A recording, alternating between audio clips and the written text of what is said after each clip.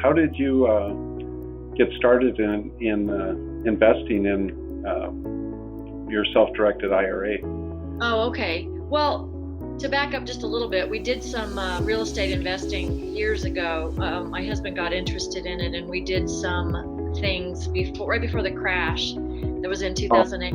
And we had a bad experience. So because we didn't know what we were doing, and we dealt with people who were nice. Everybody's nice, but turns out we got into some bad situations using we were asked to use our credit for a project where every individual door in this project, they had construction loans by individuals on, and then the project, they were, I don't know if it's called embezzling. I suppose it is, because they were using money from the draws that weren't for our project.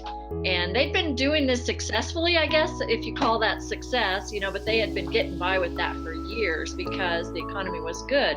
But in 2008, around the time that we were involved in that project, things went south. And so we had a very bad experience with legal fees for years and trying to get out from under that. And so our bad experience kind of informed us and scared us about the future, with trying to do real estate. Scared us a little bit, and we stayed away from it for a long time. And then my husband has some money. He had some money as stock in a company that was an ESOP, an employee-owned company that was liquidated because it got sold to a big, larger company. And so he bought out essentially. And so we had kind of a lump of cash that is, it's actually retirement. It's in a retirement account. And so that's how we got involved with the Checkbook IRA, through Checkbook IRA, Steve Shepard and his group, Peter Rizzo and that group. So what our idea was, we had decided we wanted to get back into real estate, but the parameters that we were trying to do was we wanted to buy properties to rent in our local area that we would control, that we just bought outright, that, that's what we had in mind. That's what we have done. Yep. We have one of those that we bought. There's still a lot that we don't know. And in fact, it was through Checkbook IRA that we got wind of Beckstone Partners and found out about Tim. And honestly, I am a very skeptical, especially since, I have my nature is to be a little bit gullible, I suppose, in some ways, but because of the things that we've been through, I'm kind of a skeptic, and I just sort of dislike everybody to begin with. Anyone who wants my money, I just, look at them with a jaundiced eye, I guess, but I don't trust anybody. And so I kept putting off even listening to what Tim had to offer. But when we did listen and got familiar with what he was doing, we found out that he had done a lot of research and has, at least on the project that we were involved in, he had a lot of research behind it. He had a lot of information, a lot of knowledge about what he was doing. It wasn't what we were looking for per se, because like I said, what we had in mind to do was local real estate that we would hold and cash. We would just have cash flow, into perpetuity for our retirement. That was our idea. But and we have some other investments as well, but it wasn't on my radar, so to speak, what Tim was doing. But because he had such a compelling story and had done such good work in finding a good area, it's made my husband say, I'm kind of wishing we hadn't done the local deal that we did, because the market here is a little scary. I guess in a lot of parts of the country, things are perhaps overvalued. And so, and identifying good markets is tricky. And we feel like that is something that Tim and his people and the people he does business with have been good at figuring out. And so between all the things that we, have going on, we have little pieces of pie in several different things, and hopefully they'll pan out. But we feel really good about this one that we did with Beckstone. Well, that's great. And when you mention about being skeptical, there's a lot of people still from 2008, 2009 timeframe that are still living with the skepticism. But if you want to find a lot of books, just Google books on skeptics, and you'll probably find quite a few of them.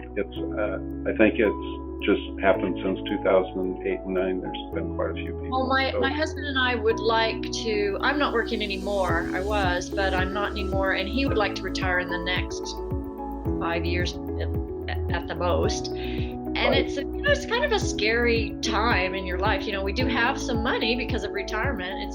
That's why it's in the checkbook IRA, but it's got to feed us and take care of us from here on out, once he quits his job. And that's just a big step to take. It takes a lot of faith in what we've invested in. It takes a lot of faith in the people that we're doing business with. And I think you're a little bit ahead of some people, because you had talked about the importance of cash flow, that you understand that it's not so much about account balance, but it's really more about the cash flow. And whenever I have a friend that's getting ready to retire, I ask the question about what's it going to feel like when you cash your last paycheck. And some people have never looked at it that way, but it becomes real when you cash your last paycheck. And you're just relying on what you have managed to put together and your team. It's all up to you. Yep. And so that's what's very, very important. So then I'm assuming that checkbook IRA then made the referral to Beckstone Partners. Yes, they had some videos that we could watch, and I had gotten a couple of things from them. At first I just wasn't interested, because we thought we knew, we had a plan. We thought we knew what we were going to do, and then I thought, well, I'll take a look.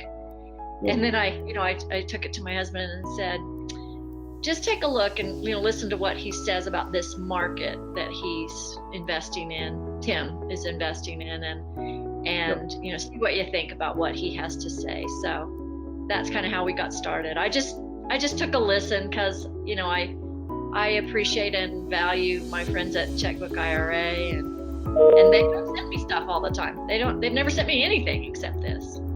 Yeah, interesting. So you find somebody that you can depend upon, and then just look for those referrals to somebody else, because birds of a feather flock together kind of. Right, and like I say, I'm a skeptic by nature. Well, not by nature really, but my experience, and so I wasn't really interested, until I thought I would take a look at it, but I wasn't interested at first. But yeah, Tim has a compelling story. Yeah.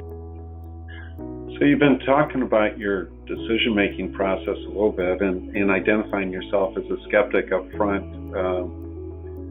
You were most likely very careful and taking a little bit at a time and letting it soak in to learn and to get comfortable. Have you talked to anybody else that you might know about this type of investment? And I'm just always curious to understand what clients are saying to other clients, because that's really what becomes important when you're talking to somebody at Beckstone Properties. So I'm just curious, what have you mentioned to other people, and how have you communicated the benefits or the process to somebody else? I don't know that we've really talked about it to anybody else besides our family. Our children know what we're doing. But I haven't really talked to other people about it, because, we just live in a time where everybody wants to sell you something. And, they're just coming at you from all angles. And I don't think I want my friends to think I'm trying to sell them something. If they were to ask me, what I would tell them. But I haven't really had those. It is interesting, in those years before retirement, people start asking each other and talking about it a little bit more. Yeah, that's true. If someone were to ask me, I would. Yeah. So would you mention the cash flow aspect, or would you mention the prospect or the process that you went through? I mean, would you go down the benefit route, or would you go down more the process route? probably benefit. That would probably be more my nature, I suppose. Yeah. Well, it's interesting. First 20 years of my career as a financial advisor, and a lot of times it was more about an account balance type thing. But the reality is when you get ready to cash that last paycheck, it really becomes more about the cash flow. And a lot of people have just never looked at it that way because they've always looked at their account balance, not so much the stream of income.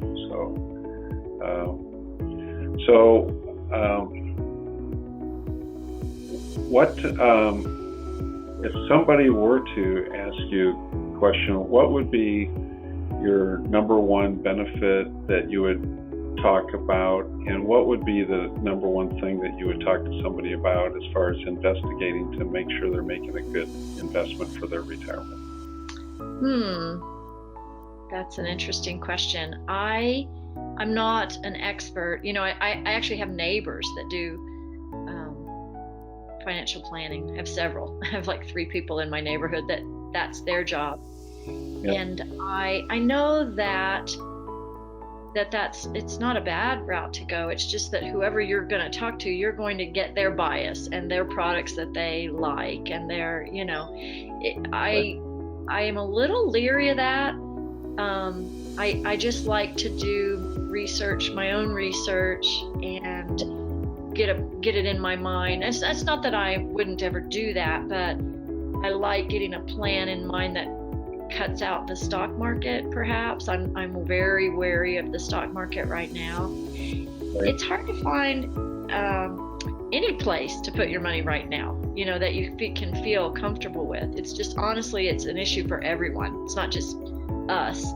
There's plenty of people buying real estate, but prices are high. They've gone up because of that. There's people in real estate trusts or whatever, that are buying as though they're investing in Wall Street, but they're investing in real estate that way. And I just have concerns about the market. And so that was one of the reasons that I am leaning towards trusting real estate more than the stock market. Now, that doesn't make sense of why, but I am worried about the stock market and what's going to happen in the next few years there. So real estate's been on my radar for some time, regardless of what has happened with the ups and downs, and people having the issue that we had. Actually wasn't just that the market dropped, it was that we had been involved with people that were doing illegal things, but we got left holding the bag.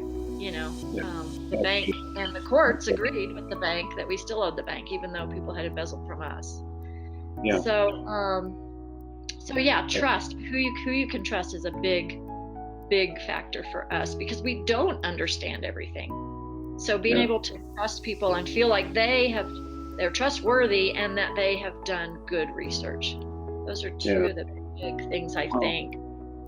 Up front, you mentioned about Salt Lake City and the appreciation that's gone in there. So you were a little desiring to maybe own and manage your own real estate, but then knowing that you might be buying at a high, you were very, very aware of supply and demand at work because the recent increases. And what's interesting is when you talk about the research you did with Beckstone Partners, was it really around that supply and demand and really making sure you're getting into a growth opportunity? Was that one of the drivers for you? And the information that Tim had given us, and the story that he tells about why they were buying the properties, the ones that we invested in, why they were buying them in that area, and the timing and the market, all of his research, his explanation of it made good sense to us.